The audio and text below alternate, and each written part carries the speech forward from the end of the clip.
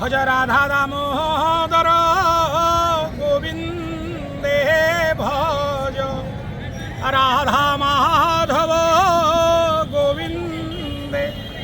जय जय जगन्नाथ, जय जय जगन्नाथ, जय जय जगन्नाथ। कालिया शांत महाप्रभु राधा दामोदर बेसरे श्रृंगार हुई एक पवित्र परम धर्म पवित्र मासरे कार्तिक मासरे अगणित श्रद्धालु भक्त मानन को दर्शन दौरान पवित्र कार्तिक मास आज ही पवित्र कार्तिक व्रतर अयमारंभ।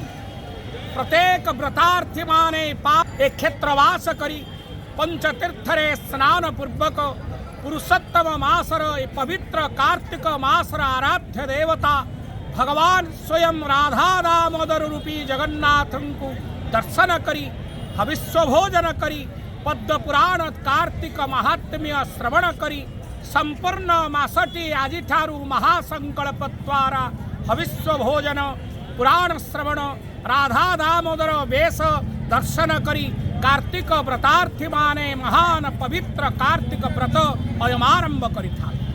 श्रीमंदिर रे महाप्रभुंकर अयमारंभ होइछि राधा दामोदर वेश एवं बाल भोग। साशन्य मास शुक्ल पक्ष एकादशी तिथि ठारू एई पवित्र वेश अयमारंभ होइछि। कार्तिक शुक्ल दशमी पर्यंत राधा दामोदर वेशरे अगणित भक्त मानंकु दर्शन दौछन। ए बेसरे गोटे स्वतंत्र भोग अनुष्ठित होता जो भोगर नाम बाल भोग। जो बाल दिने किंब दिने इतिहास को देखिले पुराण को देखिले तलुच महापात्रे सेवक कहिथिले त्रिमंडी गभा बाल एतो कोपकु नुहई उचित हे राजन।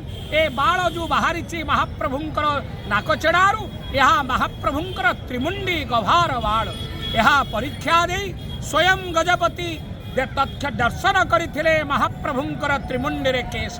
सही दिन ठारू अयम आरंभ हला ए कार्तिक मास शुक्ल पक्ष एकादशी ठारू आशून्य पूर्णिमा पर्यंत स्वतंत्र भोग बाल भोग।